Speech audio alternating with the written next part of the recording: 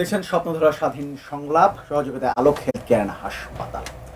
আজকে আমাদের বিষয় হচ্ছে নির্বাচন, কে চায় কে চায় না, এই বিষয়টি আলোচনা করব। কিন্তু যদি আপনারা দেখেন যে রাজনীতির সঙ্গে তো অর্থনীতি একটা বড় ধরনের যোগসূত্র আছে। সেখানে নানাভাবে যখন আমরা দেশের আইন শৃঙ্খলা পরিস্থিতি নিয়ে আলোচনা হচ্ছে, বিনিয়োগ নিয়ে আলোচনা হচ্ছে, ব্যবসার পরিবেশ নিয়ে আলোচনা হচ্ছে, তখনই খবর আসছে যে যুক্তরাষ্ট্রে এখন পণ্য রপ্তানি করতে গেলে 35% শুল্ক দিতে হবে। ট্রাম্প তার বার্তায় জানিয়েছেন, এক চিঠি দিয়েছেন বাংলাদেশে। তো এটি নিয়ে আলোচনা আছে। জাতীয় পার্টিতে আমরা দেখতে পাচ্ছি ভাঙনের সুর, জাতীয় পার্টিতে হঠাৎ করে জাতীয় পার্টি আলোচনায় চলে এসছে, এটি নিয়ে আলোচনা আছে। সব কিছু না, এবং নির্বাচন নিয়ে তো অবশ্যই আছে। নির্বাচন নিয়ে রাজনৈতিক দলগুলোর নেতারা প্রতিদিনই বক্তব্য দিচ্ছেন, পরস্পর বিরোধী বক্তব্য দিচ্ছেন। এক সময় যে ঐক্য আমরা দেখেছিলাম, সেই ঐক্যের মধ্যে এখন আমরা ভাঙন দেখছি, তাদের বক্তব্য আমরা পাচ্ছি। এইসব নিয়েই কথা বলবো। দুজন অতিথি আছেন, একটু পরিচিত হয়ে নিই। আমার সঙ্গে আছেন মমিনুল আমিন, তিনি মহাসচিব এনডিএম, এবং আছেন মুস্তফা ফিরোজ, সিনিয়র সাংবাদিক।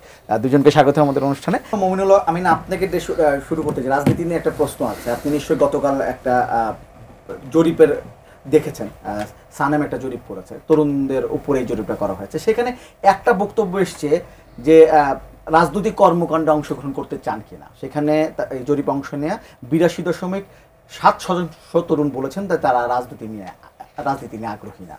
এই গণঅভ্যুত্থানের পরে তরুণদের নেতৃত্বে গণঅভ্যুত্থানটা হচ্ছে, তখন তো একটা প্রত্যাশা ছিল যে রাজনীতিতে তরুণের আগ্রহ হবেন, রাজনীতির পরিবর্তন করতে চায় তরুণরা। আপনি তরুণ রাজনীতিবিদ, তা আপনার কাছে কি মনে হয় যে মানে এই তরুণদের যে রাজনীতি নিয়ে অনাগ্রহ, এটা এক ধরনের আশঙ্কার কথা না, বা 10 মাসেই এতটা অনাগ্রহ তৈরি হলো কেন? আচ্ছা, অনেক ধন্যবাদ আপনাকে এবং আপনার দর্শকদেরকেও ধন্যবাদ জানাচ্ছি।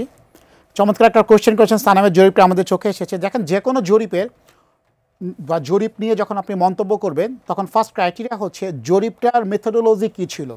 আপনারা স্যাম্পলিংয়ের কথা বলেছেন। 2000, আমি দেখেছি 2000 তরুণের উপর জরিপ করা হয়েছে। 2000 গুড স্যাম্পল নাম্বার। হ্যাঁ, আপনি যদি সিম্পল র্যান্ডম স্যাম্পলিং করেন বা ক্লাস্টার স্যাম্পলিং করেন, এই স্যাম্পলিংয়ের যে মেথোডোলজিগুলো স্ট্যাটিস্টিক্যালি প্রুভেন, আপনি কোন মেথোডোলজি ফলো করেছেন, এটা তো নাম্বার 1। তারপরে আপনার এরর অফ মার্জিন, এটা আপনি কত পার্সেন্ট এররকে আপনি এখানে নিচ্ছেন আর কি, এই অনেকগুলো ব্যাপার আছে। দেন আপনি জরিপটা যখন আপনি পরিচালনা করেছেন, ব্যাক চেক করেছেন কিনা, তার যারা কোশ্চেন করেছে, এই যারা কোশ্চেনিয়ারগুলো নিয়ে গিয়েছে, তাদেরকে আপনি ট্রেন করেছিলেন, কী মেথডে ট্রেন করেছিলেন, আপনার হাউস হোল্ডকে কীভাবে আপনি সিলেক্ট করেছেন, আপনি কি টোটাল বাংলাদেশকে করেছেন, কতটা পরপর হাউস হোল্ডে আপনি দিয়েছেন, এই অনেকগুলো স্ট্যাটিস্টিক্যাল আপনার প্যারামিটার আছে, যে প্যারামিটারগুলোকে কনসিডার নিয়েই আসলে জরিপের অথেন্টিসিটিটা বলতে হয়। তো মোটা দাগে যদি আপনি জরিপে ভেবে করেন, কাউকে র্যান্ডামলি বাংলাদেশে যে কাউকে জিজ্ঞাসা করেন, শুধু তরুণ না, আবাল বৃদ্ধ বনিতা, যে কাউকে র্যান্ডাম জিজ্ঞাসা করেন ভাই রাজনীতি করতে চান, সে বা তার পরিবারে কেউ, সে তার পরিবারও যদি রাজনীতি থাকে, সে যদি রাজনীতিতে না থাকে, সে সিম্পল এক কথায় আপনাকে উত্তর দিবে, ভাই আমি রাজনীতি করতে চাই না। এটা আমাদের অভিজ্ঞতা। কেন করতে চায় না? বিগত ফ্যাসিস্ট আওয়ামী লীগ সরকার গত 16 বছর ধরে তারা রাজনীতিকে যে পর্যায়ে নিয়ে গিয়েছিল। এছাড়াও বাংলাদেশ 90 পরবর্তী বা আরও যদি আপনি বলেন গণতান্ত্রিক যে স্ট্রাগলগুলোর সময় ছিল, হ্যাঁ, এরশাদের সময়ও যে বড় আন্দোলন ছিল, অনেক ঝামেলা আমরা দেখেন। লম্বা ব্যাখ্যা আমি যাব না। রাজনীতি বলতেই মানুষের টপ অফ দ্য মাইন্ডে একটা নেগেটিভ কনোটেশন তৈরি হয়ে গিয়েছে। সো এইটার কারণে আপনি র্যান্ডাম কাউকে যে জিজ্ঞাসা করবেন তুমি রাজনীতি করতে চাও, আগ্রহ আছে, সে সিম্পল উত্তর দিবে। এখানে তরুণ হওয়া লাগবে না ভাই। আপনি যে কোনো একজন বয়স্ক 60 বছরের বয়স্ক যে জিজ্ঞাসা করেন, আপনার অফিসের নিচে যে জিজ্ঞাসা করেন কার্বন বাজার ফার্ম গেটে, যে ম্যাক্সিমাম লোক আপনাকে অ্যান্সার করবে ভাই আমি রাজনীতি করতে চাই না বা আগ্রহ নাই।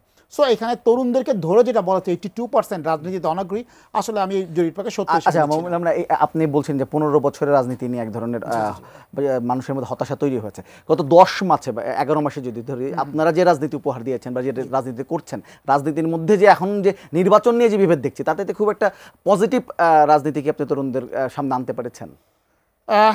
5ই আগস্টের পরে বাংলাদেশের পরিবর্তিত প্রেক্ষাপট ছিল। আমাদের অনেক ইনস্টিটিউশনসগুলোকে শক্তিশালী করার প্রয়োজন ছিল, কারণ ডেমোক্রেসি কিন্তু শুধুমাত্র আপনার মত প্রকাশের স্বাধীনতার উপরেই ডেমোক্রেসি নির্ভর করে না। ডেমোক্রেসি মানে যে আপনি শুধু ভোট দিয়ে দিলেন, ফ্রি অ্যান্ড ফেয়ার ইলেকশন হলো, এটাও ডেমোক্রেসি না। এটা ডেমোক্রেসির অনেক বড় পার্ট। ডেমোক্রেসি ইনস্টিটিউশনসগুলোকে শক্ত করতে হবে এবং তার জন্য আপনাকে নির্বাচিত সরকার লাগবে। 5 তারিখের পরে বাংলাদেশে যে অস্বাভাবিক পরিস্থিতি তৈরি হয়েছিল, সেখান থেকে গণতান্ত্রিক প্রতিষ্ঠানগুলোকে শক্তিশালীকরণের কাজগুলো আমরা এখনও পুরোপুরি শুরু করতে পারিনি। দেন যেই তরুণদের একটা অংশ গণ অভ্যুত্থানে বড় নেতৃত্ব দিয়েছেন, তারা নেতৃত্ব দেওয়ার পর এখন কিন্তু তারা দেখবেন যে নেতারা কি করছে, পদযাত্রা করছে, জুলাই পদযাত্রা বা একটা তারা নাম দিয়েছে। এখন কিন্তু তারা এনসিপির নামে পদযাত্রা নতুন দল, করছে না, হ্যাঁ। তারা করছে কি গণ অভ্যুত্থানের নেতৃত্ব শক্তি। তার মানে তারা রাজনৈতিক দল প্রকাশ করেছে, আবার গণ অভ্যুত্থানকে অনেকটা পুঁজি করে তারা পদযাত্রা করছে, মানুষের ভিতরে একটা সাপোর্ট নেওয়ার চেষ্টা করছে, অন্যদিকে রাজনৈতিক সুবিধাও কিন্তু নিচ্ছে। তো তরুণদের কাছ থেকে তো মানুষের প্রত্যাশাটা তো এরকম ছিল না। যারা নেতৃত্ব মানে গণ অভ্যুত্থানে যারা সক্রিয় অংশগ্রহণ করেছে, আমি এটা বলবো, নেতৃত্ব অনেকে দিয়েছে, আমরাও নেতৃত্ব দিয়েছি। বিএনপি গত 16 বছর 17 বছর যথেষ্ট ত্যাগ স্বীকার করেছে। হ্যাঁ, বিএনপির মাননীয় ভারপ্রাপ্ত চেয়ারম্যান তারেক রহমান সাহেব লন্ডন থেকে বারবার অভ্যুত্থানের সময় সবাইকে সমন্বয়কদের কথা বলেছেন। আমার চেয়ারম্যান ববি হাজ্জাজ, তিনি প্রাইভেট ইউনিভার্সিটি ছাত্রদের সাথে জুলাই 18 তারিখে যেভাবে উনি নিজে বুলেটে মানে রাবার বুলেট খেয়েছেন, যেভাবে নেতৃত্ব দিয়েছেন, তার আন্দোলন কিন্তু মরে গিয়েছিল। ওই ঘটনা থেকে কিন্তু পুরোপুরি প্রাইভেট বিশ্ববিদ্যালয়ের ছাত্রদের জাগরণের পরেই কিন্তু আন্দোলনটা ছিল। সো ববি হাজ্জাজের নেতৃত্বের বড় জায়গায় ছিলেন। সব কিছু মিলিয়ে তরুণরা যখন এককভাবে ক্রেডিট নেওয়ার চেষ্টা করছিল, তরুণদের একটা অংশ, ওয়ান্স আগে আমি পুরো তরুণদেরকে দায়ী করবো না, সেটা নিয়ে মানুষের ভিতরে একটা নেগেটিভ পারসেপশন তৈরি হতেই পারে। এটা একটা বিভ্রান্তির কারণ। আবার আসবো, আমি মোস্তাফা ফিরোজ আপনার কাছে আসতে চাই। আপনার কাছেও কি মনে হয় যে এই জরিপটা আসলে 82 বা 83% তরুণ রাজনীতি আগ্রহী না, এটা আসলে কতটা সঠিক হতে পারে? আমার কাছে এই জরিপটা একটা ভিত্তি আছে, সঠিক বেঠিকটা আমি এখনো বলতে পারবো না, কিন্তু আমার মানে যে চিন্তার সাথে এটার একটা মিল আমি খুঁজে পাই, যে তরুণরা কিন্তু ক্লাসে ফিরে গেছে, যার যার প্রতিষ্ঠানে চলে গেছে, এবং চলে গেছে খুব আশাবাদী মন নিয়ে না, বরং আশাহতভাবে তারা ব্যাক করেছে। এখন ওই জুলাই অভ্যুত্থানের নেতারা যারা এখন মাঠে আছেন, নেতৃত্ব দিচ্ছেন, তারা ইন্ডিভিজুয়ালি যাক বিভিন্ন প্রাইভেট প্রতিষ্ঠানে বিশ্ববিদ্যালয়গুলোতে ভালো কিন্তু অভ্যর্থনা পাবেন না। সেটা আমরা দেখেছি নর্থ সাউথ ইউনিভার্সিটিতে যখন কি গেছে কিছুদিন আগে, সেটা একটা বিরূপ পরিস্থিতির মধ্য দিয়ে মানে সেই নেতাকে ফিরে আসতে হয়েছে।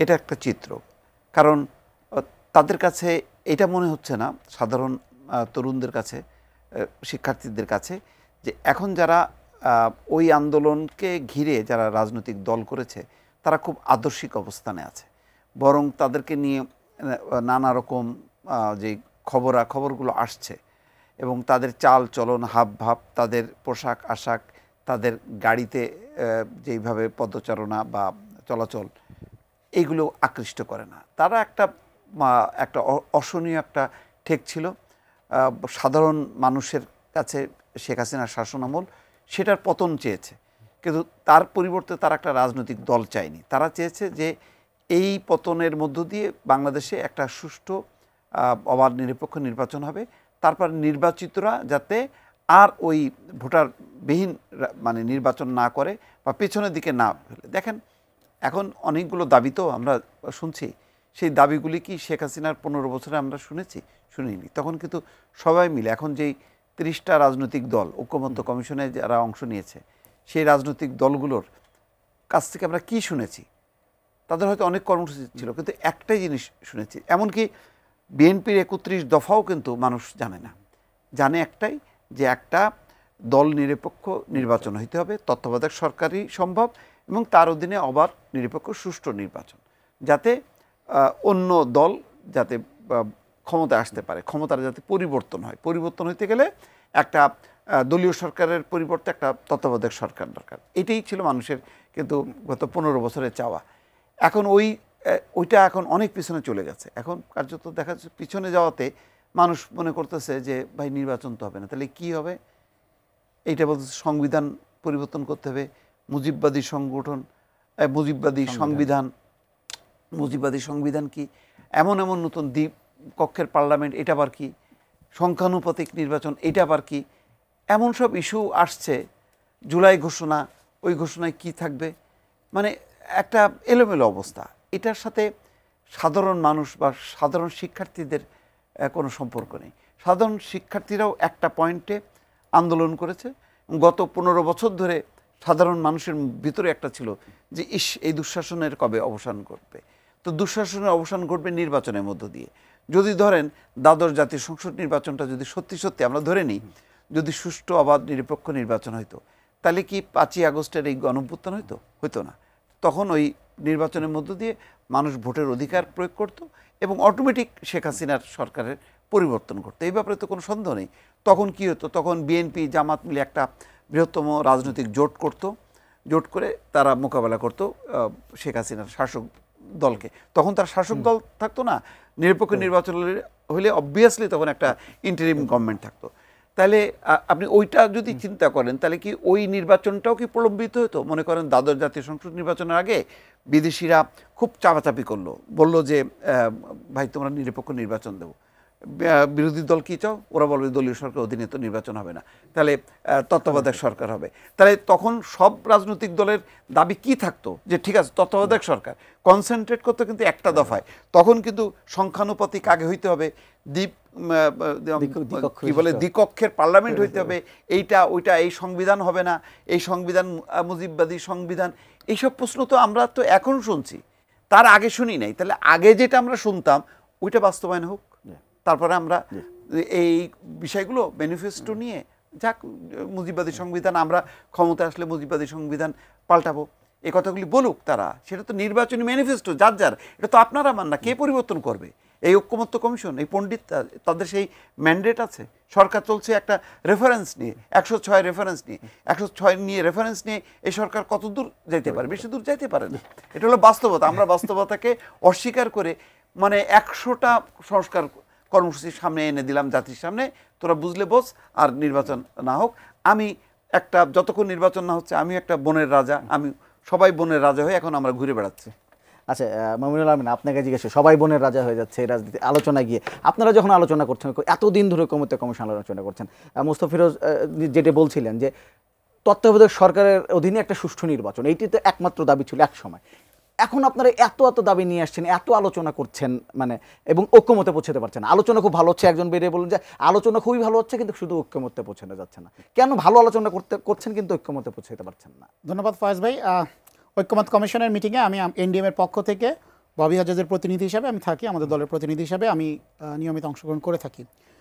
এখানে আসলে অদ্ভুত সব ঘটনা ঘটে, যেখানে আমিও প্রেস ব্রিফিংয়ে, মানে মিডিয়া ব্রিফিংয়ে মাঝে মাঝে আমিও বলে থাকি। গতদিন একটা কথা বলেছিলাম, ঐক্যমত কমিশনে, জাতীয় ঐক্যমত কমিশনে যারা আছেন তাদের প্রতি সম্মান রেখে বলছি, এবং তাদের সাথে কিছু রাজনৈতিক দলও আছে, সদ্য গঠিত রাজনৈতিক দল এবং আমাদের রাজপথের পুরনো কিছু সঙ্গী সাথীরা যারা একসাথে একসময় আমরা হাতে হাত রেখে স্লোগান দিয়েছিলাম, হাসিনা বিরোধী স্লোগান দিয়েছিলাম, আন্দোলন করেছিলাম, তারাও দুঃখজনকভাবে হলো তারাও আছে। তাদের কথা হলো বা মনোবাসনা হলো, আপনি যদি ব্ল্যাঙ্ক চেকে সাইন করেন তাহলে আপনি বেশ ভালো পার্টি, আপনার অনেক টাকা পয়সা, মানে যেটা বোঝায় আর কি, যে ব্ল্যাঙ্ক চেক লিখে দিলেন। আর যদি আপনি টাকার অঙ্ক বসায় সাইন করেন, দুর্বল পার্টি, দৌড়ের টাকা পয়সা নাই, কিছু না, একটা নির্মিট করে দিয়েছে। তার অর্থ হলো আমরা যেখানে আলোচনা করছি, দেখেন আলোচনায় ভিন্ন মত থাকবে, দ্বিমত থাকবে, বহুমত থাকবে, এটা গণতন্ত্রের সৌন্দর্য। এটার ভিতর থেকে আমাদেরকে জাতির পুনর্গঠনে, জাতির স্বার্থে একসাথে আমাদেরকে একটা জায়গায় আসতে হবে যেখানে আমরা বাংলাদেশকে নতুনভাবে বিনির্মাণ করতে পারি।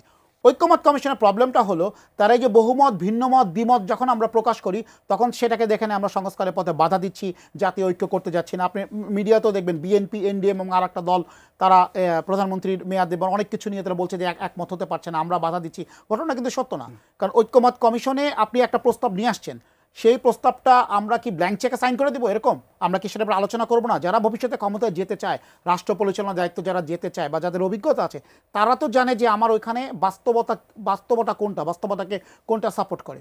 আমি আপনাকে ছোট একটা উদাহরণ দিই। গতকালকে আমরা প্রধান নির্বাচন কমিশনের সাথে দেখা করেছি, সেখানে তারা একটা আচরণবিধিতে উল্লেখ করেছিল আপনি পিভিসি ব্যানার ব্যবহার করতে পারবেন না পরিবেশগত কারণে। তাহলে আপনি ফেস্টুন লাগাতে দিবেন, বিলবোর্ড লাগাতে দিবেন, পোস্টারও দিবেন না, কিন্তু পিভিসি ব্যানার দিবেন না। আচ্ছা, আপনি ফেস্টুনটা বানাবেন কি দিয়ে? হাতে যে কাপড় দিয়ে ফেস্টুন বানাবেন কি দিয়ে? কাপড় দিয়ে, স্ক্রিন প্রিন্ট দিয়ে বা হাতে লিখে। আমার নির্বাচনী এলাকা রাজবাড়ী 2, বালিয়াকান্দি, পাংশা, কালুখালীতে যদি আপনি সব জায়গায় ব্যানার লাগাতে চান, মানে কাপড়ের 5,500 মতো প্রায় ব্যানার লাগবে, হাতে লিখে বা স্ক্রিন প্রিন্ট করে, ওই টেকনোলজি আমার রাজবাড়ী 2-এ নাই, ম্যাক্সিমাম জায়গায় বাংলাদেশে এটা নাই। যারা এটা প্রস্তাবটা করেছে এসি রুমে বসে, তারা জীবনে কখনো নির্বাচন করে নাই। ঐক্যমতে যারা বিভিন্ন সংস্কার প্রস্তাব নিয়ে আসছে, ওয়েস্টমিনস্টার মডেল বা পশ্চিমা বিশ্বের মডেলকে নিয়ে, তারা কখনো জানে না বাংলাদেশের বাস্তবতা কী, বাংলাদেশের মানুষ কী চায়, বাংলাদেশের এই রিসোর্সটা আছে কিনা এগুলো বাস্তবায়ন করার জন্য। হঠাৎ করে তারা অদ্ভুত কথাগুলো নিয়ে আসে, যেগুলো নিয়ে আমরা আসলে যখনই একটু ভিন্ন মত প্রকাশ করতে চাই বা বহুমত বা দ্বিমত করতে চাই, তখনই যে ব্ল্যাঙ্ক চেকে সাইন করার মতো চলে আসে। আচ্ছা, আমি আপনি যেহেতু আলোচনায় যান, আজকে জুলাইয়ের যদি 8 তারিখ হয়, আর বেশি নাই, জুলাইয়ের মধ্যেই একটা সবাই জুলাই সনদে স্বাক্ষর করার কথা বা আসার কথা। মানে আলোচনা যে গতিতে যাচ্ছে এবং যেভাবে আপনি বলছেন, আসলে শেষ পর্যন্ত কি সবাই একটা ঐক্যমতে পৌঁছে এরকম একটা সনদ দিতে পারবেন আপনারা? আমি চমৎকার একটা প্রশ্ন করেছেন, আমি একটা রেফারেন্স দিই আপনাকে। প্রফেসর, আমাদের মাননীয় প্রধান উপদেষ্টা ডক্টর মোহাম্মদ ইউনূসের সভাপতিদের যেদিন প্রথম মিটিংটা হলো সেদিন আমি প্রস্তাব দিয়েছিলাম যে শহীদ আবু সাইদের মৃত্যু মানে প্রথম শাহাদাত বার্ষিকীতে বা 16 জুলাই যেন আমরা এই জুলাই সনদটা প্রকাশ করতে পারি। দ্যাট প্রস্তাব মানে এই প্রপোজালটা আমার দেওয়া ছিল আমার দল এনডিএম এর পক্ষ থেকে। মাননীয় প্রধান উপদেষ্টা সেটা ওয়েল অ্যাকসেপ্ট করেছিলেন এবং ঐক্যমত কমিশনের সাথে বলেছে যে আমরা এই দিন করতে চাই। প্রপোজালটা অ্যাকসেপ্টেড হয়েছিল। কিন্তু তারা যখন আলোচনা করেন, আমি একটা কথা বলি, এনসিসি নিয়ে একটা আলোচনার ব্যাপার ছিল, এটা নিয়ে আমরা সবাই দ্বিমত প্রকাশ করেছিলাম এবং আরও বেশ কিছু বিষয়, সেই আলোচনাগুলো তারা বারংবার করেছে। একবার রিজেক্ট হয়ে গেছে যে আমরা এটাতে ঐক্যমতে আসতে পারছি না। একটা পয়েন্ট ছিল যে আমরা ডিসেন্ডিং কিছু ওপিনিয়ন দিয়ে দিব যারা ঐক্যমতে আসতে পারবে না, ভিন্ন মত আছে, এই বিষয়গুলোতে ঐক্যমতে আসছে, ঠিক আছে আমরা সাইন করি, এই বিষয়গুলোতে এতগুলো দল ঐক্যমতে আসে না, সেগুলো উল্লেখ করা থাক। তারা সেটাকে ইগনোর করে বারংবার একই বিষয়কে নিয়ে আসছিল। ঐক্যমত কমিশনের যে সভা পরিচালনা, এটা নিয়ে বিএনপির স্থায়ী কমিটির সদস্য সালাউদ্দিন ভাইও কথা বলেছেন, আমরাও বলেছি, সভা পরিচালনার ত্রুটির কারণেই আসলে সময়টা এত বেশি লাগছে। রাজনৈতিক দল হিসেবে আমাদের পক্ষ থেকে শতভাগ সহযোগিতা আছে, ছাড়ের মানসিকতা আছে ঐক্যমতে আসার জন্য, কিন্তু সভা পরিচালনার কিছুটা দুর্বলতা আছে এবং এটা সাপোর্ট পাচ্ছে কিছু। আচ্ছা ঠিক আছে, রাজনৈতিক দল মোস্তাফিরুজ, আপনি কতটা আশাবাদী আসলে শেষ পর্যন্ত এই মাসের মধ্যে একটা সবাই ঐক্যমতে পৌঁছতে পারবে? না, আশাবাদী না। কেননা এত ইস্যু সামনে নিয়ে আসা হয়েছে, এটা সিম্পল একটা ইস্যু। বাংলাদেশ হচ্ছে ফ্যাসিবাদ মুক্ত বাংলাদেশ হবে, গণতান্ত্রিক বাংলাদেশ হবে, 2 লাইনের একটা দিয়ে সবাই সাইন করলেই হয়ে যায়। সে ইমপ্লিমেন্ট করবে ক্ষমতায় যেয়ে। ভাই আমি একটা কথা বলি, আমি ওই এসি রুমে 30টা রাজনৈতিক দল কেন 300টা রাজনৈতিক দল মিলে যদি কোনো সিদ্ধান্ত নেয়, তার পক্ষেও আমি নাই। একমাত্র আমি পক্ষে আছি ভোটে যাইতে হবে। আপনার কি আছে পকেটে, আপনি সামনে পাবলিকলি আনেন। আপনার কি পকেট আছে, পাবলিকলি আনেন। ভোটে ঠিক করবে যে আমি আপনার পক্ষে ভোট দেবো নাকি আপনার বিপক্ষে ভোট দেবো। কিন্তু ওনাদের মাথার মধ্যে একটাই আছে, ভোট হলেই তো বিএনপি ক্ষমতায় আসবে। আর বিএনপি ক্ষমতায় আসলে কি হবে, সে হচ্ছে শেখ হাসিনার মতন একটা ফ্যাসিস্ট দল হবে। আপনি যে দল 15, 16, 17 বছর ধরে আন্দোলন করলো, সংগ্রাম করলো, যাদের লক্ষ লক্ষ নেতাকর্মী মামলা মোকদ্দমা জেল খাটলো, গুম খুন হলো, তাদের উপর আপনার বিশ্বাস নেই, তাহলে ক্ষমতায় কি আসবে? আপনি বিএনপিকে বিশ্বাস করবেন না। বিএনপি এত রক্ত ঝরানোর পরও, যেহেতু বিএনপি আপনি দেখতেছেন যে সব জরিপে বিএনপি জিতে যাবে, সুতরাং আপনি বলছেন যে না, সংস্কার ছাড়া গেলে ওরা ফ্যাসিস্ট হয়ে যাবে।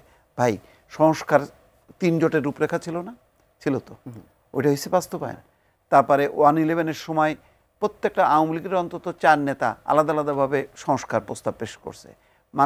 প্রয়াত মান্নান ভূঁইয়া করছে, কে করে নাই? সবগুলো যদি মিলান, এখন যে সংস্কার কমিশনে যত প্রস্তাব তার ডাবল হবে। কয়টা বাস্তবায়ন হয়েছে? হয়নি।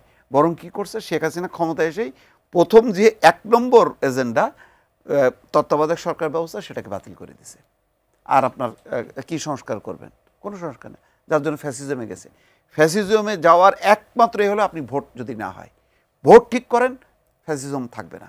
ভোটটা যদি ঠিক না করেন, আপনি যত কিছু করেন না কেন, কোনো কিছু লাভ নেই। এই জন্য আমি বলি, জিনিসটা কিন্তু সিম্পল, কিন্তু ওনারা পেঁচাচ্ছেন। অন্তর্বর্তী সরকার বা ইন্টারিম গভর্নমেন্ট, সে পলিসি নিয়ে কাজ করে না, সে টেলিকম পলিসি নিয়ে কাজ করে না, সে সমুদ্র বন্দর নিয়ে কাজ করে না। তার একটাই মাথার মধ্যে থাকে যে আমি একটা ভালো নির্বাচন করব। একটা ভালো নির্বাচন হবার জন্য স্টেক হোল্ডার যারা আছে, যারা কন্ডাক্ট করবে, সেনাবাহিনী, পুলিশ, প্রশাসন বা আন্তর্জাতিক সংস্থা, সবগুলোকে অ্যাকোমোডেট করে সে একটা সুষ্ঠু নির্বাচনটা দেবে। আপনি এত বেশি ছড়ায় ফেলছেন। আপনি মানে উপদেষ্টাদের একটা অংশ আছে সারাক্ষণ বিদেশে বিভিন্ন সেমিনার সিম্পোজিয়ামে যাচ্ছে। কেন? এটা কি সেমিনার সিম্পোজিয়ামে?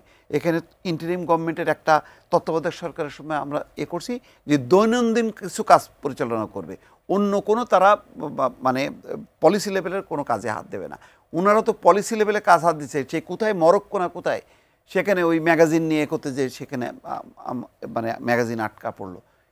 তখন বোঝা গেল কি, কোথায় যাচ্ছে? মরক্কোতে যাচ্ছে, একটা ইয়ুথ কনফারেন্স। এটা তো একটা রেগুলার গভর্নমেন্টও সাধারণত এগুলি যায় না। তারা দেখে যে ঠিক আছে, এখানে সরকারের বাজেট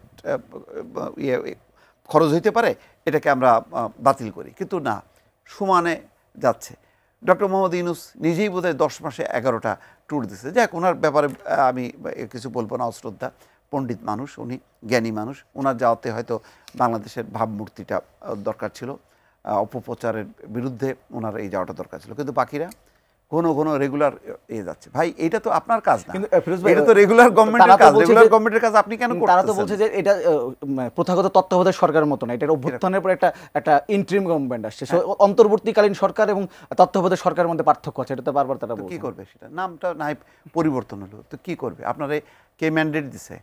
আপনি কি করবেন এটা তো রাজনৈতিক দল করবে। ডক্টর মোহাম্মদ ইউনূস জাতির উদ্দেশ্যে প্রথম ভাষণের একটা কথা মনে আছে? উনি কি বলছেন? যে শাসন কাজ পরিচালনা করা আমাদের দায়িত্ব না, আমরা নিজ নিজ পেশায় সন্তুষ্ট। তো ওইটাতে থাকেন ভাই। আপনি আমার একটা সাময়িকভাবে ধরেন কথার কথা, যে আমি সাংবাদিকতা আমি কিছুই বুঝি না, আমাকে একটা বললেন ভাই এটা খুব ক্রাইসিস হয়ে গেছে, আপনি আপাতত এই কাজটা করেন। তা আমি তো আমি বললাম, আমি তখন কি বললাম? আমি বললাম যে ভাই আমি কিন্তু এই কাজটা করবো করি, কিন্তু আমি শাহাবুদ্দিন তো তাই করছে। বলছে ঠিক আছে আমি দায়িত্ব নিতে পারি, কিন্তু আমি কিন্তু আবার চিফ জাস্টিসের পদে আসবো। তা আমাকেও যদি দেন আমি না হয় তখন জাতির স্বার্থে করলাম, কিন্তু ওইটা ওখানে যদি বলি যে না আমার তো আগের কাজ বাদ, আমার এটাই মূল কাজ, এটা তো হবে না।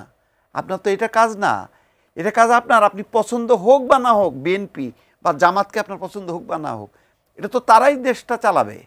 আপনি বুদ্ধি দেবেন, পরামর্শ দেবেন, আপনার কাজ শাসন কাজ পরিচালনা করা না। কিন্তু ওনারা ইন্টারিম, ওনারা বলতেছেন আমরা সব কাজের ম্যান্ডেট পাইছি, এই গণঅভ্যুত্থানের মধ্য দিয়ে সব কাজের ম্যান্ডেট পাইছি। সব কাজের ম্যান্ডেট পাইছে রাজনৈতিক দলগুলো, আপনি না। এই জন্য রাজনৈতিক দলগুলোকে কত তাড়াতাড়ি আপনি ক্ষমতায় বসাবেন এবং সুন্দরভাবে সুষ্ঠুভাবে, এবং গত রেজিমে যেইগুলি হয়নি, বিশেষ করে নির্বাচনটা, সেই নির্বাচনের বদলে আপনি একটা ভালো নির্বাচন দিয়ে বিশ্বকে দেখান যে বাংলাদেশে একটা ভালো নির্বাচন হইতে পারে। মমিনুল আমিন, আপনার কাছে একটু যদি আজকের দিনে একটা বড় ঘটনা নিয়ে আলোচনা করি, সেটা হচ্ছে যে এমনিতে ধরেন আমি যে শুরুতে বলছিলাম যে এমনিতেই ব্যবসা বাণিজ্য নিয়ে যারা ব্যবসায়ীরা আছে তারা এক ধরনের হতাশা প্রকাশ করছে, বিনিয়োগ নিয়ে সমস্যা আছে, এবং আইন শৃঙ্খলা পরিস্থিতি নিয়ে আলোচনা। আপনার তো রাজনীতি নানা ধরনের বিপদ আপনারা করছেনই, সেখানে এই যে যুক্তরাষ্ট্র 35% শুল্ক আরোপ করলো বাংলাদেশের পণ্যের উপরে, এটি তো একটা বড় ধরনের বাংলাদেশের জন্য এক ধরনের কিংবা আঘাত, যদি বলে অর্থনীতির জন্য আঘাত। না আপনারা কি রাজনীতিবিদ যখন আলোচনা করছেন বা রাজনীতি করছেন, নির্বাচনের চিন্তা করছেন, তা এই ব্যাপারগুলো কি আপনাদের ভাবনার মধ্যে আছে? অনেক ধন্যবাদ আপনাকে। ভাবনার ভিতরে তো অবশ্যই আছে। দেশের অর্থনীতির ইউএসএ ট্যাক্স ইম্পোজ করেছে 35%। শুধু এই ঘটনাটা বাংলাদেশের জন্য করেনি, আরও অনেকগুলো দেশের জন্যই করেছে, এবং লেটারটা অনেকগুলো দেশকেই দেওয়া হয়েছে। হ্যাঁ, হ্যাভিং সেড দ্যাট, আপনি শুধু এইটাকে অর্থনীতির জন্য অশনি সংকেত চিন্তা করলে হবে না। আপনি যদি শেয়ার মার্কেটের দিকে চিন্তা করেন, বর্তমান সরকার শেয়ার মার্কেটে আপনি কি করেছে, আপনি কি খোঁজ নিয়েছেন? শেয়ার মার্কেটের রাইট নাও অবস্থা যদি আপনি চিন্তা করেন, সাধারণ যারা বিনিয়োগকারী রয়েছে তাদের অবস্থা কি একবারও চিন্তা করেছেন আপনি? এই জিনিসগুলো কেন হবে? আর বিজনেস কমিউনিটি সবার সাথে কথা বলেন। আমরা প্রত্যেকটা চেম্বার অফ কমার্স বা যারা বড় বড় স্টেক হোল্ডার আছে, বিজনেস স্টেক হোল্ডার আছে, সবার সাথে কথা বলছি, 1-to-1 আমরা ডিসকাশন করছি। আগামী মাসে আমাদের দল থেকে একটা সেমিনারও আমরা আয়োজন করব। ব্যবসা বাণিজ্যর কিন্তু শুধুমাত্র একটা দেশ কত পার্সেন্ট, মানে আমাদের one of the largest export destination USA, সেখানে অবশ্যই আমাদের চিন্তার কারণ আছে, কিন্তু এগুলো মোকাবেলা করার জন্য আমাদের তো ব্যাকগ্রাউন্ডের অনেক প্রিপারেশনের প্রয়োজন রয়েছে। বিজনেসের অন্যান্য প্যারামিটারগুলোর কী অবস্থা, সবগুলো যদি আমরা চিন্তা করি, হ্যাঁ, আমাদের এমপ্লয়মেন্ট জেনারেশন হচ্ছে কিনা, এফডিআই ফরেন ডিরেক্ট ইনভেস্টমেন্ট আমাদের কত আসছে, বা ইনভেস্টমেন্টের প্রমিস আমরা কী পাচ্ছি। আপনি বিদায় সুন্দর একটা প্রেজেন্টেশন করলেন, এটাকে বারবার পিআর করে আপনি করছেন যে দেখো আমি কত সুন্দর প্রেজেন্টেশন দিয়েছি, এই প্রেজেন্টেশন দিয়ে কি আমার পেট ভরবে? বাংলা অর্থনীতি কি প্রেজেন্টেশন দিয়ে চলে? তারপরে আমাদের ফলো আপ কী হয়েছে, এগুলো নিয়ে আমরা কোনো কিছু কথা বলছি না। কেন বলছি না? আমি সেখানে আপনাকে আমি একটা উদাহরণ দিই। ছোটোবেলাতে আমরা ওই যে বোকা কুমির আর খ্যাকশিয়ালের একটা গল্প পড়েছিলাম, যে কী করেছিল কুমির, তার 7টা বাচ্চাকে খ্যাকশিয়ালের কাছে রেখে এসছে বর্গা দিয়ে আসার মতো। সে শিয়াল মামা কী করলো, সবগুলো একটাকে বাদ রেখে সবগুলো খেয়ে ফেলেছে। কুমির যখন ছেলেদের খোঁজ নিতে যায় যে আমার ছেলেরা কেমন শিখছে, একটা মানে কুমির ছানাকে বারবার দেখায়। তো আমাদের সরকার ওই যে ইলেকশন রোডম্যাপের এরকম বারবার দেখাচ্ছে। কি দেখাচ্ছে? যে আমরা রোডম্যাপ ঘোষণা করব। রোডম্যাপ কবে দিবে ভাই? কি তফসিলা রোডম্যাপ একই জিনিস? রোডম্যাপ কথাটা বলারই দরকার কি? আমরা প্রধান উপদেষ্টার মুখ থেকে, সরকারের বিভিন্ন উপদেষ্টার মুখ থেকে বারবার শুনে এসছে যে তারা রোডম্যাপ দিবে। রোডম্যাপ কবে দিবে? রোডম্যাপ মানে কি? আপনার ডিলিমিটেশন প্রসেস, মানে সংসদীয় আসন পুনর্বিন্যাস হয়ে যাচ্ছে, একদিকে নির্বাচনী আচরণবিধি হয়ে যাচ্ছে, তফসিল ঘোষণার সময় চলে আসছে, তাহলে রোডম্যাপটা মানে কি? এই শব্দটারই অর্থ কি? এইটা নিয়ে কেউ প্রশ্ন করছে না। কারণ কি, যখনই আমরা নির্বাচনের কথা বলছি আমরা ইলেকশনের রোডম্যাপ দিয়ে দিব, রোডম্যাপ অনুযায়ী হবে।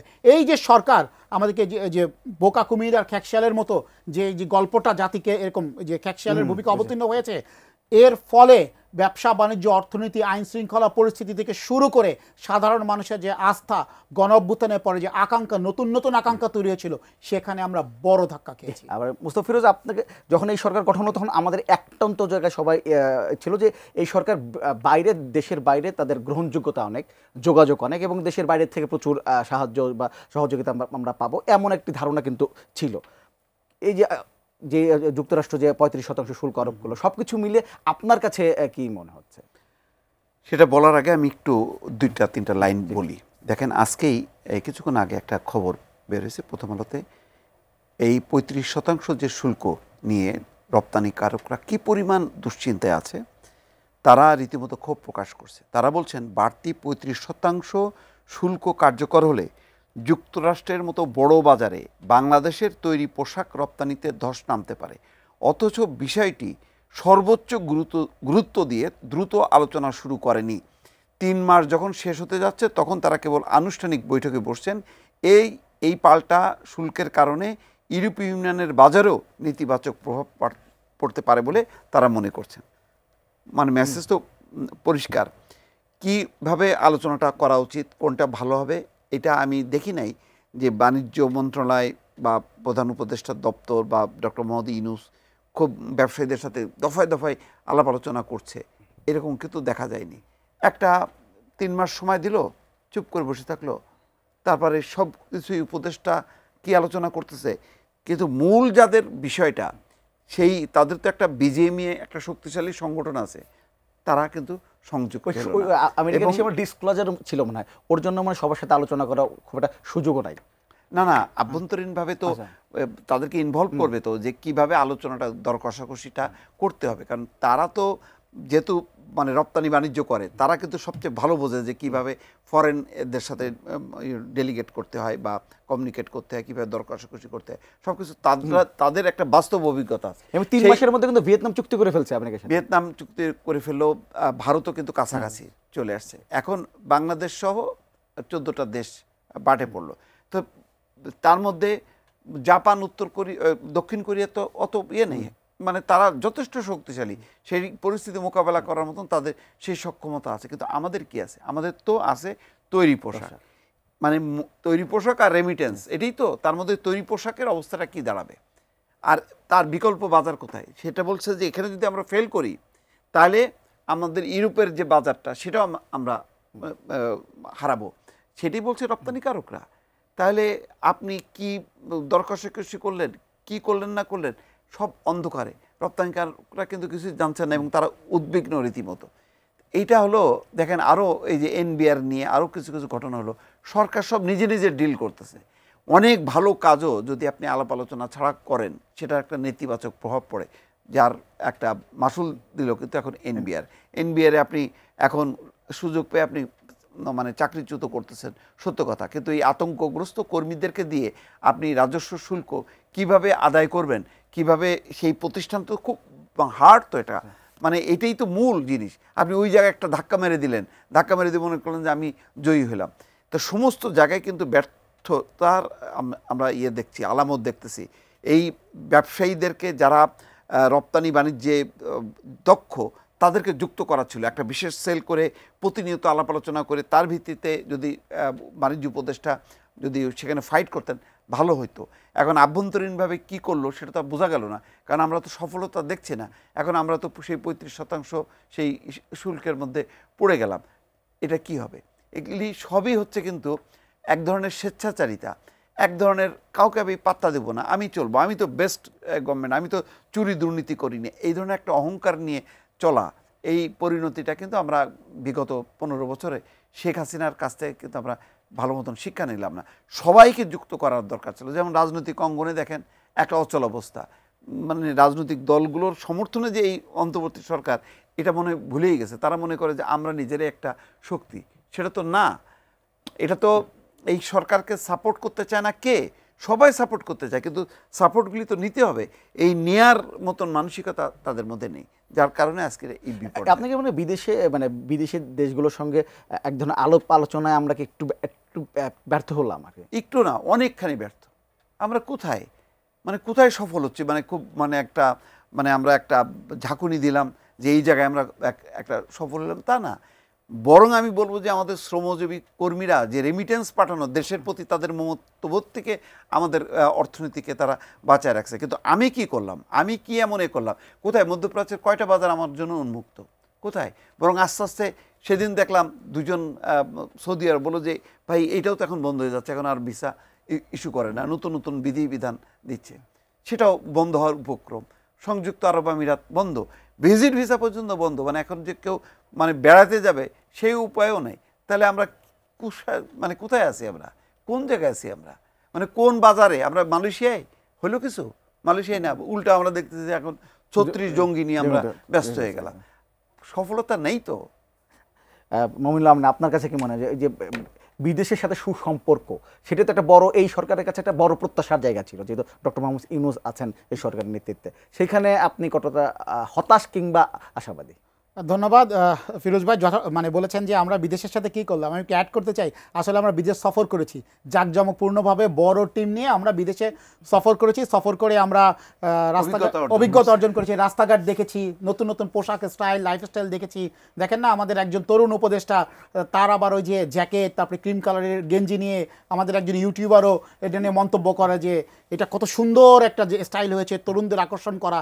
এই যে আমরা নতুন নতুন অভিজ্ঞতা শিখছি, হ্যাঁ, বিদেশ সফর যে আমরা স্টাইল শিখছি, আমরা দেখছি মানুষ কী করে, এই জিনিসগুলো শিখছি। মোটা দাগে বৈদেশিক সম্পর্ক উন্নয়নের জন্য আপনার যে ডিপ্লোম্যাটিক নলেজ লাগবে, আপনার যে টিমটা গঠন করা লাগবে, সেই দিকে আমরা কতটুকু সফল হয়েছি। আপনি জানেন প্রধান পররাষ্ট্র মানে সরকার গঠনের পর পররাষ্ট্র মন্ত্রণালয় থেকে যে ব্রিফিংটা প্রথমে করা হয়েছিল, আশেপাশে যে দুইজন ছিল পররাষ্ট্র মন্ত্রণালয়ের মহাপরিচালক বা আরও কে যেন সম্ভবত সচিব, তারা কিন্তু হাসিনার আমলে নিয়োগ করার লোক ছিল। এমবাসিগুলোতে এখন কারা কাজ করছে? আমরা কি এখানে ডিপ্লোম্যাটিক করে আমরা কি চেঞ্জ আনতে পেরেছি? হ্যাঁ, এখনও তো অনেকে ফ্যাসিস্ট হাসিনা আওয়ামী লীগের পারপাস সার্ভ করা এরকম অনেক ডিপ্লোম্যাট রয়েছে এখন যারা কাজ করছে, ফরেন মিনিস্ট্রিতে কাজ করছে। আমরা কি সেখানে কি অর্জন করছি? আমাদের ইস্যুগুলো কি? আসিফ নজরুল সাহেব তিনি বিদেশ সফরে যান, আসেন, বক্তব্য দেন, আমাদের অর্জনগুলো কি? বাইলেটারাল রিলেশনের ক্ষেত্রে আপনাকে অনেকগুলো প্যারামিটার মেনটেন করতে হবে, যে আপনি যখন একটা দেশের সফরে যাবেন এই সফরের ইকোনমিক ফিজিবিলিটি কি, মানে আমি এই সফর থেকে বাংলাদেশ দেশ হিসাবে অর্থনীতিতে কি অর্জন করছে সেটাকে করতে হবে।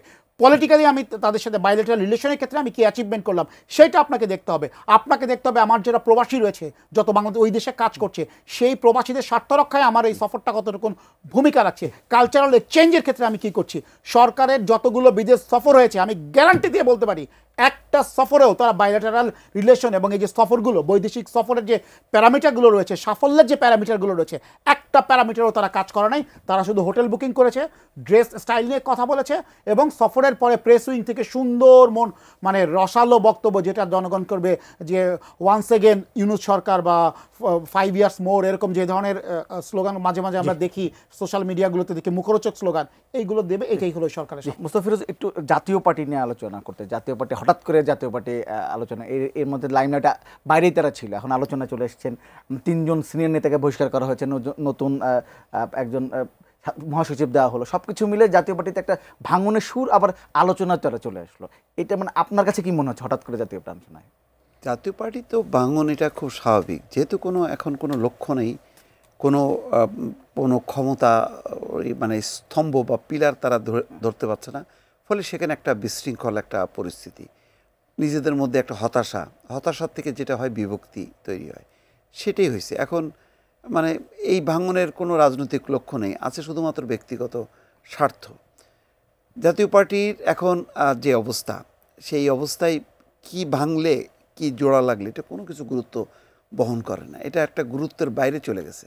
সবচেয়ে বড় কথা হলো এটার ইমেজ বলে কিচ্ছু নেই। গত শেখ হাসিনার আমল থেকে শুরু করে ইমেজ নষ্ট হইতে হইতে, যখন এরশাদ জীবিত ছিলেন তখন থেকে শুরু হয়েছে এটার ইমেজ ভাঙা। সেটা ভাঙতে ভাঙতে এখন তলানিতে যাচ্ছে। এখন জাতীয় পার্টি কত গভীর তলানিতে যাবে সেটাই আমরা দেখব। এখান থেকে যে উপরের দিকে উঠবে, আমাদের চোখ এখন উপরের দিকে যাবে না জাতীয় পার্টির ক্ষেত্রে, আমরা নিচের দিকে তাকাইতে থাকবো এবং দেখব যেটা কত গড়তে যায়। সেই পরিণতি জাতীয় পার্টির মানে এখন ব্যক্তিত্বে দ্বন্দ্ব। দেখেন আজকে কি কাজী ফিরোজ রশিদ, উনিও ছিলেন, উনি তো তার আগেই চলে গেছেন রওশন এরশাদের সঙ্গে, আজকে উনিও জড় হয়েছেন। এরা হচ্ছে এখন দিগ্ভ্রান্ত রাজনীতিবিদ, এক ধরনের রোহিঙ্গা রাজনীতিবিদদের তালিকায় পড়ছে। তাদের কোনো জনসমর্থন নেই, তাদের আছে কিছু মানে মানে মুখ আছে, একটা শরীর আছে, এছাড়া কোনো রকম বেজ নাই। রংপুরে হয়তো আঞ্চলিক হিসেবে কিছু থাকতে পারে, এছাড়া কোনো নির্বাচনী এলাকা নেই রংপুর সহ যেখান থেকে জাতীয় পার্টি তার ইমেজ দিয়ে জিতে আসতে পারে। এবং তাদের অবস্থাটা এমনই, আপনি ধরেন আনুষ্ঠানিকভাবে জাতীয় পার্টিকে গ্রহণ করবে এখন এই মুহূর্তে কোনো রাজনৈতিক দল নেই। বিএনপিও নেবে না, জামাতও নেবে না, তারপরে এনসিপি তারাও নিতে চাইবে না। তাহলে এইটা তো একটা পিলার ধরে মানে সবসময় তারা লতা পাতার মতন তারা আঁকড়ে ছিল, এখন সে পিলারই তো নাই, এখন ঠাস করে তারা নিচে পড়ে গেছে। মমিনুল আমিন, আপনার কাছে রাজনীতিবিদ হিসেবে কি মনে হয় জাতীয় পার্টির এই হঠাৎ করে আলোচনা আসা? দেখেন, জাতীয় পার্টি হচ্ছে একটা সবসময় খেলার মধ্যে থাকে, কখনো দেবর ভাবির খেলার মধ্যে থাকে, ভাই ভাইয়ের খেলার মধ্যে থাকে। হ্যাঁ, এটা হলো জাতীয় পার্টির নেচার। তো জাতীয় পার্টি সম্পর্কে আমরা যে আলোচনাগুলো করছি না, টেলিভিশন টক টাইমে আমরা যতগুলো টাইম দিচ্ছি, এটাই জাতীয় পার্টির আসলে মূল লাভ, প্রফিট, যে না ওনাদের নিয়ে এখনও আলোচনা হয়। আওয়ামী ফ্যাসিবাদকে, ফ্যাসিস্ট হাসিনাকে গণহত্যাকারীতে পরিণত করার মূল কারিগর, ওয়ান অফ দ্য, মানে আপনি যদি বলেন কারিগণে পেছনে সহায়ক শক্তি, প্রধান সহায়ক শক্তি ছিল জাতীয় পার্টি। 14 সালের নির্বাচনে জাতীয় পার্টির কথা ভূমিকা তো আমরা বলি নাই। তখন আমরা জাতীয় পার্টি থেকে যখন আমরা বের হয়ে আসি, নির্বাচনের আগে আমার চেয়ারম্যান ববি হাজ্জাজ সাথে আমি ছিলাম, সংবাদ সম্মেলন করে বলেছিলাম যে এরশাদ সাহেব অসুস্থ না, তাকে আটক করা হয়েছে এবং কাউকে লাঙ্গল প্রতীক যেন না দেওয়া হয়, চিঠিও আমরা দিয়েছিলাম। আমরা বলেছিলাম কেউ নির্বাচনে যাবে না। এই যে রওশন ফিরোজ ভাই যাদের নাম বললেন, এই যে কাজী ফিরোজ রশিদ, আনিসুল ইসলাম মাহমুদ, রুহুল আমিন হাওলাদার, প্রত্যেকটা প্রতারক বাটপার। হ্যাঁ, এরা আমাকে বললো, এই যে ফিরোজ রশিদের কথা বললো, আমি ফোন করে বললাম যে ফিরোজ ভাই ইসে আসেন, ফিরোজ রশিদ ভাই প্রেস কনফারেন্সে আসেন, আমরা এই নির্বাচনের বিরুদ্ধে সংবাদ সম্মেলন করব। উনি বললো মমিনুল আসতেছি, এই বলে রওশন এরশাদের কাছে চলে গেল এবং তারপরে তার ব্যানারে লিখলো, পোস্টারে লিখলো নৌকাই লাঙ্গল, লাঙ্গলই নৌকা, এইটা বলে নির্বাচিত হইলো। হ্যাঁ, এইগুলো প্রত্যেকে জাতীয় পার্টি। রুহুল আমিন হাওলাদার, তার পোস্টারে হাসিনার ছবি, হাসিনা গণগান করে সে এমপি হয়েছে। ওই 14 নির্বাচনে আমি চূন্য, মুজিবুল হক চূন্য, সেম একইভাবে কথাবার্তা। চূন্য তো আবার ওই যে রাষ্ট্রপতি, তার ওয়াইফ ছিল কি যেন সেক্রেটারি ছিলেন এবং কিশোরগঞ্জের লোক, রাষ্ট্রপতি যে আব্দুল হামিদের সাথে একটা আলোচনা করে আব্দুল হামিদ কোটায় সে মন্ত্রী হয়েছিল। আমি হাওলাদারের কথা বলি, আমরা এই ওই ঐতিহাসিক সেই সংবাদ সম্মেলন যখন ববি হাজ্জাজকে লন্ডনে জোর করে র্যাব পাঠাই দিল, একদিন আমরা আয়নাঘরে ছিলাম, আমি নিজে আয়নাঘরে ছিলাম। আমি মহাসচিবের, তখন রুহুল আমিন হাওলাদার মহাসচিব, তাকে খুঁজতে তার বেডরুম পর্যন্ত গেছি, তার গুলশান পিঙ্ক সিটির উল্টো দিকে বাসাটায়, সব পলাতক, লাপাত্তা। পরে জামাই বউ দুইজনই এমপি হয়ে গেছে। এইটা হলো জাতীয় পার্টির নেচার। এখন এটা মার্কেটে কথা হচ্ছে যে জাপায় ভর দিয়ে ফিরবে আপা, এই কথাটা মার্কেটে হচ্ছে। কারণ কি, গতকালকেও আমরা প্রধান নির্বাচন কমিশনারের কাছে যে বলছি, আওয়ামী লীগের কেউ যারা কেন্দ্রীয় নেতৃত্বে আছে এবং জেলা পর্যায়ে নেতৃত্বে আছে, তারা যেন কেউ মানে অন্য দলে যেয়ে বা স্বতন্ত্র হিসেবে নির্বাচন করতে না পারে। আওয়ামী লীগের একটা প্ল্যান আছে, এইখানে সজীব ওয়াজেদ জয়, এই যে কুলাঙ্গার নওফেল, আরাফাত, এরা মিলে এইগুলো করছে, বাতাস দিচ্ছে এবং ফাইন্যান্স করছে এটা করার জন্য, যে মধ্যম সারির কিছু নেতা যাদের এত মানে ন্যাশনালি প্লেয়ার নাই, তারা ভিন্ন ভিন্ন দলে যে বা স্বতন্ত্র হয়ে নির্বাচন করে, নির্বাচনে হয়তো জিতবে না কিন্তু একটা বড় রকম ঝামেলা তৈরি করতে পারে। এবং জাতীয় পার্টি তাদের একটা বড় প্ল্যাটফর্ম, যাদের মাধ্যমে এইটা এই নির্বাচনটা তারা অংশগ্রহণ করতে পারে, এরকম একটা প্ল্যান তারা করেছিল। তাদের বারাবাতে চাই কিন্তু আমরা দিয়েছি, এনডিএম দিয়েছে। আমরা গতকালকে যে এটা অলরেডি বলে আসছি যে কোনোভাবে আওয়ামী লীগের জেলা পর্যায়ে নেতৃবৃন্দ এবং কেন্দ্রীয় কমিটির নেতৃবৃন্দ, সহযোগী সংগঠনের নেতৃবৃন্দ যেন নির্বাচনে অন্য কোনো দলের হয়ে বা স্বতন্ত্রভাবে অংশ নিতে না পারে। তো জাতীয় পার্টি এই যে আলোচনায় আসা, এটা যে ওই যে কি যেন জাপায় ভর দিয়ে ফিরবে আপা, এই যে কথাটা, এইটার উপরে তারা এখন আমল করতেছে। এছাড়া তাদের ফিরোজ ভাই যেটা বললো, তাদের কোনো রাজনীতি নেই। রাজনৈতিক দলের তো একটা আপনার ফিলোসফি থাকবে, একটা অ্যাপিল থাকবে জনগণের কাছে, কেন আমাকে আমার পলিটিক্সে করবে। জাতীয় পার্টিতে কে যাবে? এটা একটা টাউট বাটপারের দল, এরা যখন যেটা ক্ষমতার সাথে থাকতে যাবে তখন আমরা সেটা দেখবো। আমরা দেখেছি না, বিএনপি যখন ক্ষমতায় ছিল। আপনি কি দেখে গিয়েছিলেন প্রথমে? হ্যাঁ, আপনি কি দেখে যোগ দিয়েছিলেন? আচ্ছা, আমরা জাতীয় পার্টিতে কি দেখে, আমরা জাতীয় পার্টিতে যখন একটা রিসার্চ অ্যান্ড স্ট্র্যাটেজি উইং ছিল, আমি সেখানে স্ট্র্যাটেজি অ্যানালিস্ট হিসেবে, পেশাদার হিসেবে কাজ করছিলাম। এরশাদ সাহেবের কমিটমেন্ট ছিল, আমরা এই যে আওয়ামী লীগের এখন যেটা জেকে বসছে, নয়ের যে ফার্স্ট ইলেকশনটা ছিল, এর বিপরীতে আমরা জাতীয় পার্টিকে রিব্র্যান্ডিং করে আমরা একটা শক্তিশালী বিরোধী দল করবো, যেখানে প্রকৃত রাজনীতি থাকবে। কিন্তু আমরা বুঝতে পারি না যে তারা তিনিও তার কথা রাখতে পারবেন এবং জাতীয় পার্টির সব নেতৃবৃন্দ যে টাউট, এই কথাটা আমরা বুঝতে পারি না। তখন না বুঝে আমরা কিন্তু 14 নির্বাচনে আমাদের যে কমিটমেন্ট ছিল, জনগণের প্রতি যে ববি হাজ্জাজের যে কমিটমেন্ট ছিল যে আমরা আওয়ামী ফ্যাসিবাদের বিরুদ্ধে রুখে দাঁড়াবো, সেইটা আমরা রেখেছিলাম বিধায় ওইখানে আমরা আয়নাঘরেও আমরা গিয়েছি এবং জাতীয় পার্টি থেকে বের হয়ে এসে জাতীয়তাবাদী গণতান্ত্রিক আন্দোলন এনডিএম নামক একটি জনগণের প্রত্যাশা পূরণের রাজনৈতিক দল গঠন। শেষ দিকে চলে এসে মোস্তাফিজ, একদম শেষ দিকে কয়েক মিনিট পাবো, 2-1 মিনিট পাবো। এক মিনিট পাবেন একটু এই হঠাৎ করে গণমাধ্যম নিয়ে আপনি মনে দেখেছেন, গণমাধ্যম নিয়ে এনসিপি নেতারা হঠাৎ করে বিভিন্ন বক্তব্য দিচ্ছে, বিশেষ করে একটা গ্রুপের গণমাধ্যম নিয়ে দিয়েছে এবং এটি নিয়ে কয়েকটি সাংবাদিকদের সংগঠনও বক্তব্য দিচ্ছে, সব কিছু মিলে একটা কেন জানি একটা মানে হঠাৎ করে গণমাধ্যম আলোচনা চলে এসছে।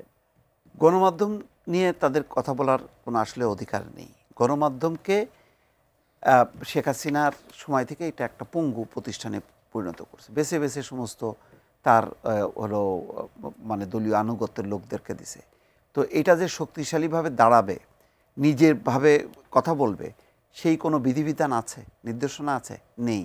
না দিয়ে আপনি দোষারোপ করতেছেন, মানে সমস্ত গণমাধ্যম যেন তাদেরকে হাইলাইট করে, তারা আছে এখনও সেই ওই জুলাই আগস্টের ওইটার মধ্যে আছে, কিন্তু এর মধ্যে যে অনেক কিছু পরিবর্তন হয়ে গেছে তারা বুঝতে পারছে না।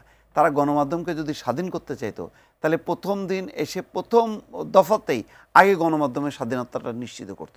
এখন কোনো গণমাধ্যম, দেখেন আমি তো সেদিন একটা এতে বললাম যে আজকে যারা এখন যাদেরকে বলা হয় ফ্যাসিবাদের দোসর, আর যারা ওই সত্যিকার অর্থে 15 বছরে ছিল, তখন তারা বলতো হলো রাজাকার আল বদরের দোসর, শাবক বলতো, রাজাকারের শাবক। তো ধরেন আমরা সমালোচনা করতাম, আমাদেরকে বলা হয়তো বিএনপি জামাতের আমরা দোসর বা রাজাকারের শাবক। তো সেই শাবকরা তো নিয়মিতভাবে টকশোতে আসতে পারছে। তো এখন ফ্যাসিবাদের যারা দোসর, যারা ভিন্ন মতের, তারা কেন আসতে পারে না? আসতে পারে না এই কারণে যে কোন টেলিভিশনের মালিকরা তাদেরকে ডাকার মতো সাহস নেই, কারণ একটা দুর্বল ভিত্তির উপর তারা দাঁড়ায় আছে, যে কোনো মুহূর্তে মবের শিকার হবে। এমন কোনো প্রতিষ্ঠান আছে? অধিকাংশ প্রতিষ্ঠান মবের শিকার হয়েছে 5 আগস্টের পরপর। তো এখন আপনি স্বাধীন করতে চান, তাহলে স্বাধীন করতে গেলে তাহলে সেই স্বাধীনভাবে তাদেরকে চলার মতন সেই দেন, আইন কানুনগুলি করেন, বিধিবিধান করেন, আপনি কিছুই করেননি। ফলে এখন আপনি স্বাধীনতা দেবেন না, কিন্তু আপনি দোষারোপ করবেন। সেজন্য বলছি যে তাদেরকে দোষারোপ করা বা দায়ী করার কোনো অধিকার আপনার নাই। আমরা একদম শেষ পর্যন্ত রয়েছে, আপনাদের দুজনকে ধন্যবাদ আমার সাথে হওয়ার জন্য। দর্শক, আজকের পর্ব থেকে এখানে বিদায় নিচ্ছে, আগামী পর্বে আবার দেখা হবে। ততক্ষণ পর্যন্ত ভালো থাকবেন, সুস্থ থাকবেন, এটিএন নিউজের সঙ্গে থাকবেন।